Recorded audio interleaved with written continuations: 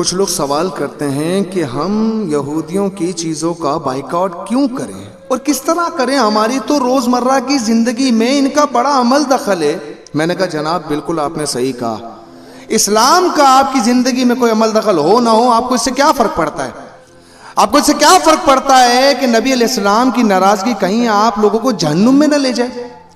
کیونکہ نبی علیہ السلام نے فرمایا نا کہ ایک مسلمان دوسرے مسلمان کا بازو ہے، ایک کو تکلیف ہوگی تو دوسرا خود محسوس کرے گا۔ تو کیا ہمیں اپنے فلسطینی بہن بھائیوں کی تکلیف محسوس ہو رہی ہے؟ نہیں، ہمیں تو اس بات کی پرواہ ہے کہ میرا بچہ جب میں آفس سے آؤں گا تو مجھ سے ضد کرے گا مجھے میک ڈونلڈس کا برگر کھانا، میرے پاس کوئی آپشن نہیں بچتا اور مجھے اسے لے جانا پڑے گا۔ جب میں یہ دیکھوں گا کہ میرا بچہ میک ڈونلڈس کے برگر میں کیچپ لگا کر کھا رہا ہے، تب بھی میرا ضمیر یہ گوارا نہیں کرے گا کہ یہ کیچپ نہیں ہے، یہ خون ہے،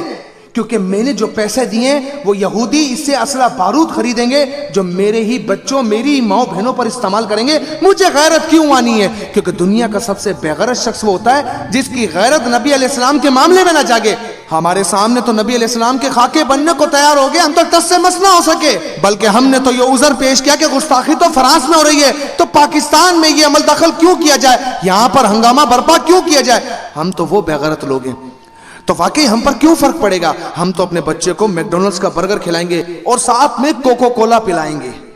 پھر گھر جائیں گے بیگم کی فرمائش پر یونیلیور سے لے کر Oreo, Slice, Lay's, Surf Excel, Knorr, Milkpak, Lipton, KFC، Head and Shoulder, Nido, Safeguard, Colgate, Cerelac اور نہ جانے اتنے ان گنت پروڈکٹ گھر میں لے جا کے سجا دیں گے، کیونکہ اب میری بیوی کی باری ہے۔ جب میں اپنے بچوں کی ذمہ داری سے مکمل طور پر آزاد ہوں گا تو میری بیوی مجھ سے فرمائش کرے گی جناب میرے گھر کی زندگی کے اندر یہ چیزیں بہت معنی رکھتی ہیں۔ مجھے اپنی بیوی اور بچوں کی تو فکر ہوگی لیکن مجھے اپنی آخرت کی فکر نہ ہوگی، کیونکہ مجھے یہ ڈر نہیں لاحق ہوگا کہ یہ سب کچھ کرنے سے میرا رب مجھ سے ناراض ہو سکتا ہے، کہ میرے رب نے تو جہاد کا حکم دیا ہے، اگر جہاد کے دروازے نہیں کھل پا رہے تو کیا میں ان کی چیزوں کا بائیکاٹ بھی نہیں کر سکتا؟ لیکن میں کیا کروں، میں تو مردہ ضمیر ہوں، میرا ضمیر تو یہ بھی گوارا کر رہا ہے کہ مارو، پیسہ میں دوں گا، تم میری ماں بہنوں کو اسی اسلحے سے خرید کر مارتے رہو جو پیسہ میں تمہیں دیتا ہوں۔ مجھ پر تو کوئی فرق ہی نہیں پڑتا نا، کیونکہ مسلمان کا خون اور سستا ہے نا، جس کا دل چاہے برما سے لے کر شام تک فلسطین تک کاٹ دو مسلمانوں کو، مجھ پر کوئی فرق نہیں پڑتا، کیونکہ میرے مسلمان آج اتنا سستا ہو چکا ہے کہ سب کے سب خاموشی طاری کر کے بیٹھے ہیں۔ ہم نے زندگیاں اجڑتے ہوئے دیکھی، کھنڈر حالات ہوتے ہوئے دیکھے، لیکن ہم کچھ نہ بولے۔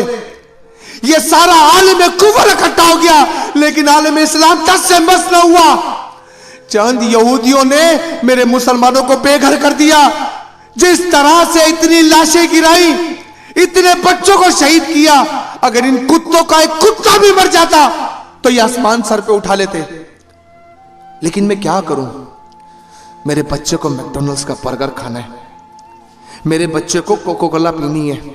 میرے بچے کو KFC کے ریسٹورنٹ پہ جانا ہے۔ میں کیا کروں کہ میری بیوی دفتر سے آنے کے بعد مجھ سے روزمرہ زندگی کے سارے ساز و سامان کی فرمائش کرے گی اور مجھے یہود و نصارہ کا ہر وہ سامان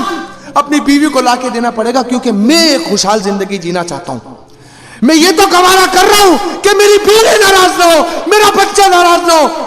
لیکن میں یہ گوارا کیسے کر پا رہا ہوں کہ میرے نبی علیہ السلام مجھ سے ناراض ہو جائے کہ میری عمر کٹ رہی تھی اور تو تماشا دیکھ رہا تھا، تو کچھ نہ کر سکا۔ میں کیا کروں، میں بہت مجبور تھا۔